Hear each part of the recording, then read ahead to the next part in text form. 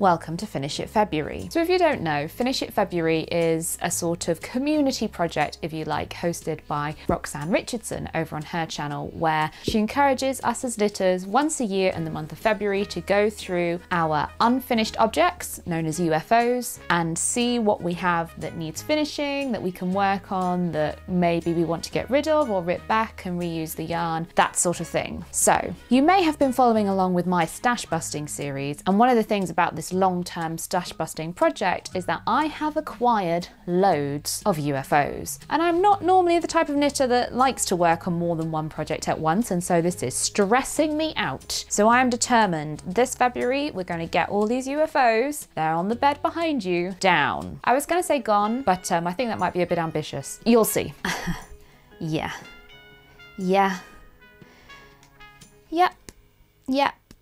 Yeah, all UFOs. I've also pulled out like random things that were just hanging about, knitting supplies and things. So I'm partly, look, here's my needle gauge. So part of this is I'm going to tidy up stuff that's been kicking around my room and my house for too long and needs to go back in its home. And part of it is I really needed to see just how bad the situation was. So the way Roxanne recommends we do this is to sort into 3 piles: the keep pile, the get rid of pile, and the pile of ambiguity. I think I'm going to sort them into their piles first because they're just a mess, really, aren't they? And then I'll talk you through each one as we reach it.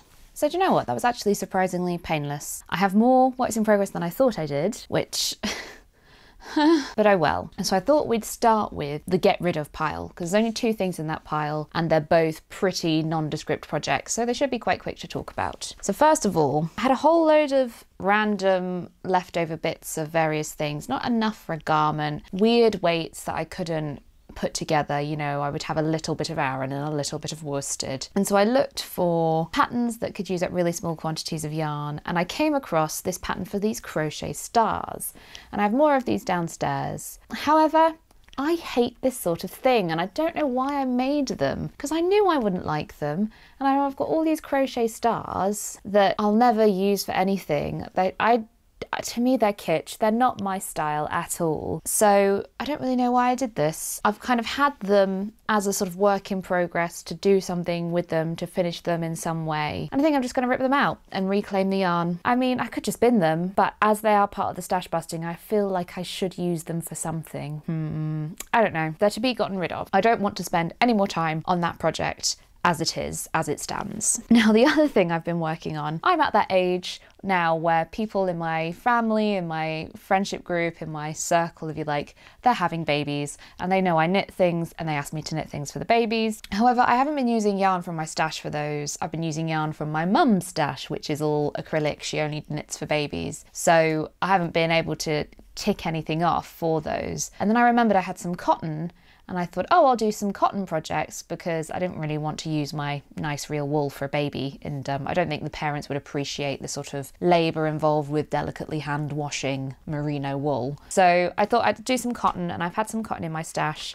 and I casted on a pattern for a hat for a newborn baby. Admittedly, this is a brimmed hat, it's a sun hat, but even so, I think it's just going to be massively too big. So, and it's got this folded hem. Don't know if you can see that, and I'm sort of halfway through working the folded hem, and I was like, oh, this is the brim, okay. And I looked at how many decreases I had after that, and I was like, it's going to be massive still. So this is, I'm done. We're not doing any more with this. I'm just gonna frog it, and that means I can stash these needles again. So those are the get rid ofs. Seeing as everything else I'm keeping, and it's mostly stash projects that you have seen or heard me talk about before, I won't go into too much detail about them. But the other thing I wanted to talk about, which you haven't seen, which is the only thing I have in my pile of ambiguity, because it's these Victorian mittens. Oh, I've got a pin in there for some reason. As you can see, this is supposed to be like a snug mitten.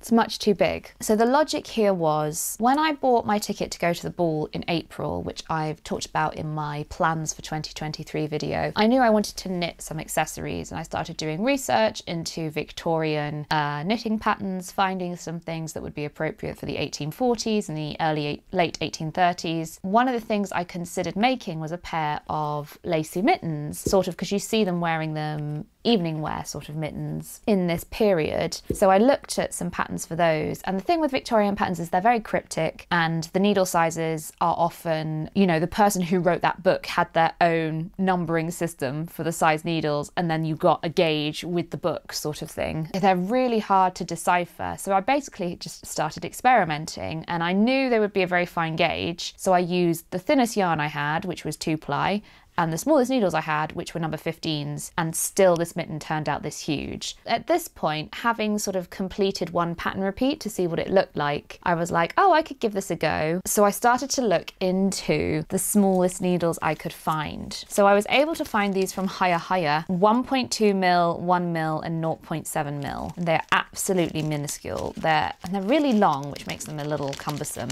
But I've used thicker sewing pins. That's sort of how thin they are. These are the 0.7 mil ones. I don't even know if the camera, oh, it can just about focus on it.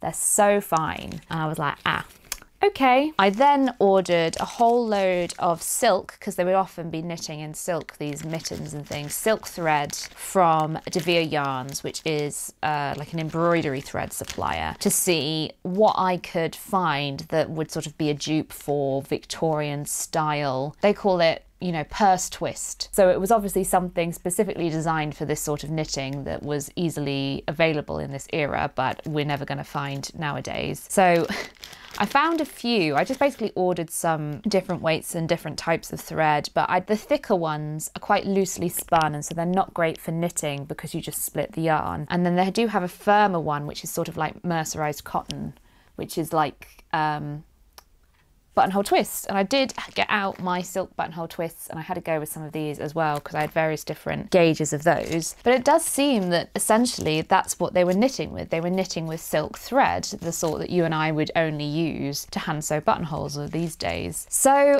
this was a really great sort of research rabbit hole to go down, and I have got some little samples of things I've knitted.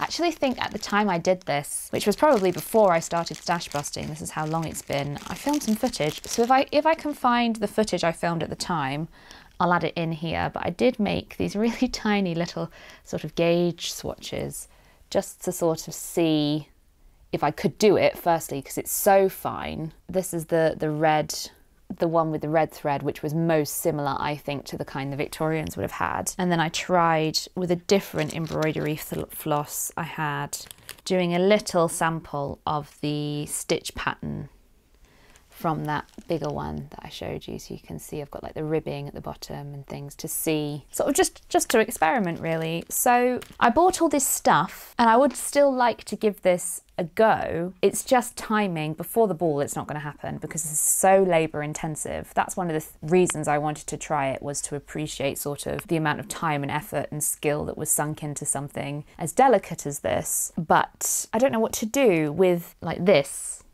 I don't want to frog it because it was a lot of work, and it was useful, and it's useful to have and look at. But what am I going to do with just a bit of random knitting? I suppose what I need to do is like make up a notebook and write down my observations and all of that like it was sort of a proper project, and just keep it on file, and then come back to this research at another date, because I think that's what it is. It's more of a research project than a garment making project. But anyway, I thought I would share that with you. That's the only thing in my pile of ambiguity. The other piles I have, over here I have random yarns that need to be put away.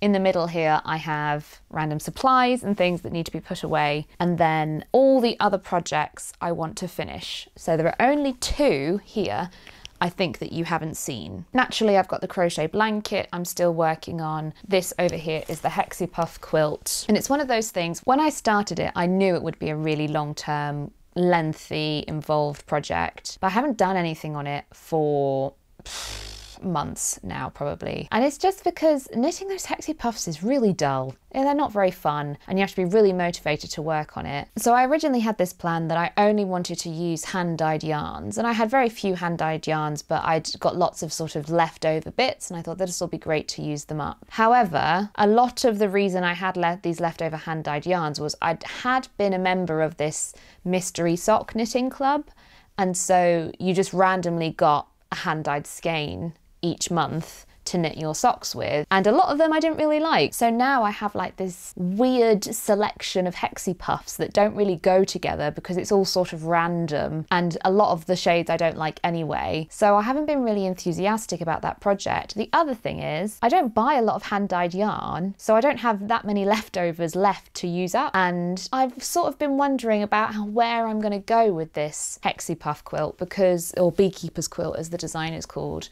Do I just want to use hand dyes? And it's gotten to the point I think I have to abandon this idea that I just use hand-dyed yarn, just because I simply don't have enough of it, and I'd have to buy a ridiculous amount of yarn to finish what was supposed to be a stash busting project, which doesn't make any sense. And as I know from this project, it just really kills really kills your motivation for it. So I think that's what I'm going to do. I'm just going to use whatever I have that's the right weight, that all can achieve the correct gauge, or maybe I adjust it and do different gauges and just have fewer or more stitches, you know, and so that I just use things up. It will kind of be like a journey of my stash. So sort of like a little time capsule maybe. And I think that way that will hopefully help me re-engage with this project and be a bit more interested in it as well, because I've lost all interest in it. As much as I would have loved it to have been a very artistic, very curated, sort of conscious choice, it's just going to be odds and ends, and I'm all right with that, turns out.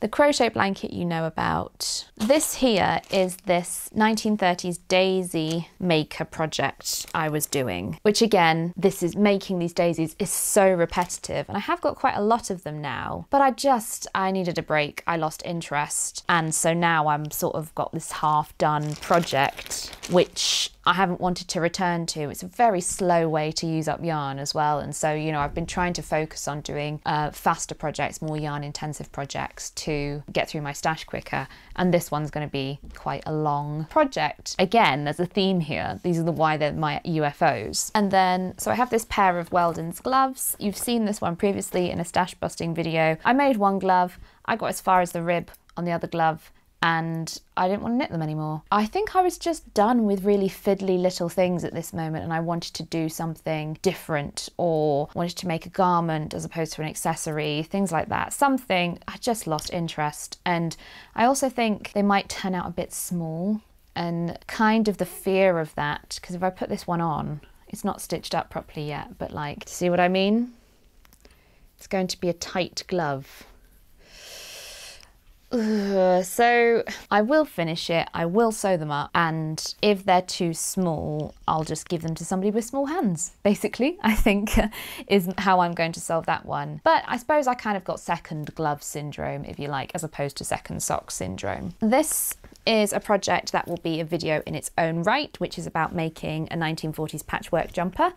So this one is still in the works. This is sort of one of my current works in progress, if you like. This one hasn't been in, only cast this one on in January. Yep, I'll keep chipping away at that one. But the other two that you haven't seen, they're both UFOs because I wanted to make videos specifically about them, and then I got to a certain point basically where I needed to film another bit and I couldn't film because I wasn't very well or whatever, and time went on. And so because I couldn't work on them because I needed to film, I would cast on something else and they kind of got abandoned. So the first one is a really interesting one, which is a World War II pattern for a crochet thread bra, and it's this weird sort of almost fishnet sort of pattern, and it was just one of those weird 1940s patterns that I wanted to try. Again, thread crochet, quite fiddly and delicate, and I kind of have to be in the mood for this. And the other thing is I can't find where I've put the pattern. It's probably somewhere in my sewing room somewhere, but that's one I definitely want to finish this month, or at least work on this month. And the other one is something I've been thinking about for years, and it's one of those projects because it means quite a lot to me. It's a project I'm really excited about. I kind of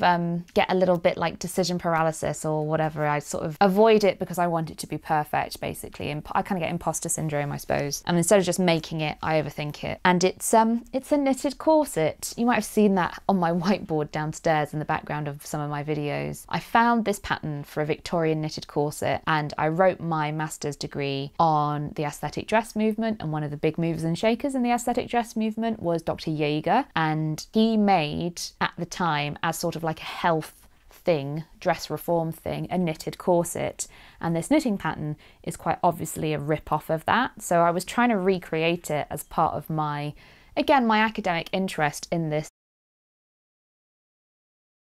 Here we go again. So my camera battery died. So day 2, it's February the 2nd, day 2. I'll finish it February. I'll very quickly finish telling you about the Jaeger dress reform corset. Yeah, basically it's just one of these weird things from the past that when I see something and I'm like, that's weird, I have to make it. So I've been wanting to make this corset. I also had intended for this to be sort of the foundation layer for the Liberty dress I'm hoping to make. So part of the reason I've stalled on that Liberty dress project is because I've stalled on this corset project, and literally all I need to do is just film the next step, and that's why it's been stalled for like a year. I just haven't gotten around to that. I'm determined. This is one of the ones I really want to finish. I really want to finish the knitting of, because there's a whole, I have to put bones in, I have to figure out how to put a busk in. It's going to be a really interesting project, and I'm kind of mad at myself for having abandoned it for so long. So this is one of the ones I really want to tackle this month. So yes, knitted corset. So having gotten out all those projects and looked at them and assessed on them, the one I decided to tackle first, which I actually was able to do last night, was the sewing up of this one, which you're probably very familiar with if you've been following along with my stash busting, because, oh my God, this has been a nightmare. So I really desperately wanted to get this finished. That's what I did yesterday evening. I was like, right, what can I do in one evening to get something ticked off the list already? And I picked the sewing up of this lacy jumper. So I sat there in front of the telly, sewed it up, set my sleeves in. I did have to pleat the top, even with the adjustment, but I'm fine with that. I think it looks all right. I also think that's what kind of makes 1940s knitwear 1940s knitwear, is those gathered shoulders. So I finished it all up, sewed everything up, went to try it on, couldn't get it over my head. So obviously when I knit the rib, I did a stretchy bind off, obviously not stretchy enough. Also it is quite a high close neckline, and I have a big head. So this is often an issue for me. And I did consider, should I rip out the rib? Should I redo it? Should I retry and do the bind off? And then I was like, no, I want this done as soon as possible. That's the point of Finish It February. So I've just left the ribbing open at one edge. I unpicked the sewing up that much. I can get it all over my head now, and I will probably fasten it with a popper, a press stud. I've got some very small vintage ones downstairs, so I'll use one of those. That should be nice and lightweight. And then I can call this one good. Finally! I've mentioned this several times with this. Sometimes a project is just cursed and everything goes wrong.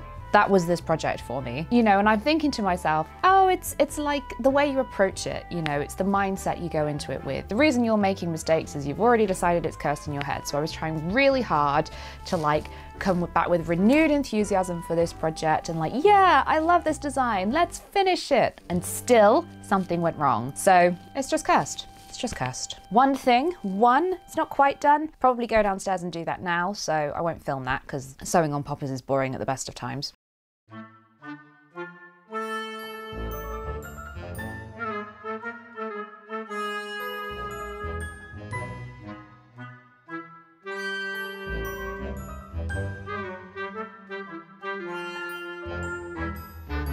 So that is going to be my first work in progress done. And it's only the 2nd of February. So having looked at everything yesterday, there are several ways you can go about Finish It February. You can see how many works in progress you have and just commit to doing a little bit on every one in the month of February, or you can look at them and decide, okay, that's the one I really want to finish, and put all your time and energy into that one. And I think that's probably the way I'm going to go, because to me what I find stressful is having lots of things to work on. So I want to get the total number of works in progress down, and the easiest way to do that is to sort of tackle them one at a time. And so the next one I think I'm going to work on is going to be the Patchwork 1940s jumper, because I'm making a video about that one and I kind of want to put the video out this month if possible.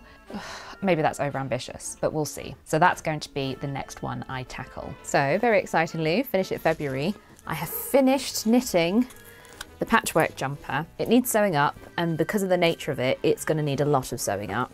But I thought I'd sort of show you where I'm at, what all the pieces look like. Because in true stash busting style, I didn't have enough yarn. So the fronts and the back, well, the front and the back is okay. I had enough of the red to do the yoke. So this one's the back, but they're two pattern pieces the same. But the patchwork pattern is a little bit different, of course, because I ran out of various quantities of yarn and things. So I've got more of this colour yellow on the front and this orange on the front, and I've got none of the sort of heathery orange. That's only on the back. And then the sleeves, I'm a bit nervous about the shape of these sleeves. They seem quite short in the sleeve depth, in the armhole depth. Because I knitted them from the top down, I deliberately did that because I knew I was going to run out of yarn. I was reverse engineering the pattern in the instructions, and I got halfway through and it was lots of work until it measures this much from the beginning. And I sort of had to do like loads of calculations to be like, well, but if it's going to end up being 4.5 inches from the beginning, I knit for an inch first of all, and then how many decreases am I doing? How wide is that going to be? Yeah, there was a lot of figuring that out. I didn't do it scientifically. I just kind of guessed and was like, man, that looks about right. So they have turned out the right length at least, but you can see I ran out of my green here. So then we have the blue at the bottom. So I ran out of green completely. I had a tiny little bit of the blue left, and I had to return to my side panels to shape the underarms. So it's like it's got these tiny little blue horns. So this here is like the bottom of the armhole. But yeah, I had this tiny little bit of blue left to do the shaping at the top, and I left long tails so I could sew it up. That was the other problem I was facing. I was like, I'm not going to have any yarn to do any sewing up apart from red, which will probably be pretty obvious against the navy blue and the green. Of course, it's all this moss stitch pattern, so I've got garter stitch edges, so I've got that to look forward to. I also double checked the pattern about how it opens at the neck, because it's a very straight neckline, and you just put snaps on the shoulder seam as expected. So I think that's what I'm going to spend the afternoon doing, sewing this one up, and you will see this one, or hopefully you will have seen this one already finished in all its glory in its own little video. But what I need to do, because I've finished the knitting, I can update my stash busting total. So I've got lots of post-its here, and I need to check my Ravelry and see exactly how much of everything I've used, so bear with me. Yes, 10 grams, 48 grams, 40 grams. One of the things that caught me off guard was the Lang Yarns Jawoll I was using. As I was getting towards the end, this little bobbin of coordinating, I guess it's 2-ply weight yarn, fell out of the middle. So, I mean, I should have guessed that because it's literally on the yarn band. A picture of this is on the yarn band. But I don't know, I expected this to be like a little cardboard tube or something, you know, just to hold the skein together. So this was an unexpected surprise. I have no idea what I'm supposed to do with this. Is it for sewing up, do you reckon? Because there's quite a bit of it. Maybe I'll knit something else from it. I don't know, but I'm counting my Jawoll as all gone because this was unexpected. I don't know what it is. So I'm just going to live with that thing now. 218. It says 4.36, so I'm going to call it 4.5. Let's round up, why not? 4.5 for this one jumper. I'm quite pleased with that. So we were at 157 at the beginning of February. So we are now at, what, 152.5. Okay, that's quite good. That's quite good. And there's still a few days left in February. You never know, I might finish something else. Although, oh no, actually there's 1 day left in February. So probably not. But I have made progress on some other things, which I will show you too. So some other things I have been working on include my daisy jumper, sweater, cardigan, blouse, I'm not sure. I'd left this project as a bag of these daisies and like I'd started crocheting them together along the bottom. And so I spent the last couple of days just adding a few more rows of daisies, and I think if I have 3 rows, I'm sort of almost finished there, hoping to have 3 rows done, because that's the very bottom of the blouse. So the reason I've wanted to get 3 rows of this done is that's sort of like the first step in the instructions, and then the shaping happens and it gets a bit unusual. So I had enough daisies to do 3 rows of, I think it's 19, and I've been crocheting them together. Yeah, it's going to be close.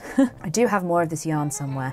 Part of the reason why I just wanted to tackle this one was so that I didn't have daisies flying about everywhere, because I keep finding them. They keep falling out of bags and things like that. So That's sort of making me anxious, is having all these loose daisies hanging around. So I wanted to start crocheting them together, even though I haven't made enough daisies yet, just so that I know that I'm not going to lose them. So I'm quite pleased with how this is turning out. I think it's going to look really spectacular actually when it's done. Very granny chic, but I like it, and I think it will need some quite considerable blocking. It was one of those, I had this 2.5mm crochet hook kicking about, and I was like, what was I using that for? And I couldn't remember. But then amazingly, for a vintage pattern, it had millimeter hook sizes in the instructions. So it was supposed to be 2 3/4mm, but I don't have a hook like that, so I've just gone 2.5. But yeah, I'm really pleased with how that one's coming together. So amazing. I think actually both of these are crochet projects. And so then the other one is from this edition of Stitchcraft, August and September 1945, so after the end of the war in Europe, and it's this brassiere. So I've been working on making an entire video about this one because I think it's so interesting and fascinating. The reason I wanted to try it is because it's the original instructions tell you to make it out of sewing thread. Now I've used crochet cotton, but what does it say? 2 reels of machine twist or any other mercerized sewing cotton 36 to 40, used double by taking a thread from each reel. So I went for number 30 crochet cotton, which appears to have been about the same sort of thickness, and a 1.25mm hook, because it just says a fine steel crochet hook, vintage patterns for you. And the reason it's telling you to make it in sewing thread is because sewing thread wasn't rationed, and in this year, 1945, you only got 24 coupons, I think, a year, and so like a coat was 14 coupons, that sort of thing. So it was really strict, the clothing rationing in 1945. So I just sort of wanted to make this one as a sort of social experiment. Really a little bit of historical practice, I guess, living history, that sort of thing. So crochet isn't my strong point, but I've finally done this border around the edge, which was where I had stopped previously. Hopefully, I've only got to do the band and make it up and sew on the straps and all of that, so hopefully that will be another one done, but I don't think I will get that done before the end of February. But I just thought I'd share my progress. I have done a little bit on it during Finish It February. So finally, after having started work on this project in October, we have a finished lace blouse. I love the little puff at the sleeve head, I love the colour and the delicate nature of the pattern. And after all the struggles on this blustery March day, it finally felt like the sun was starting to shine on this project. I'm so glad I persevered with this knit. The yarn is so beautifully soft, and I know I'll get a lot of wear out of this blouse this spring.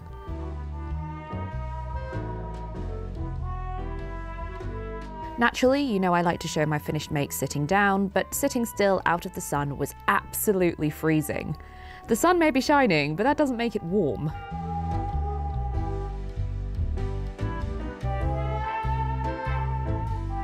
I managed to stay out in the wind long enough to show off the details, like the opening at the neckline, which is nearly invisible, and I must say I'm really thrilled with this one.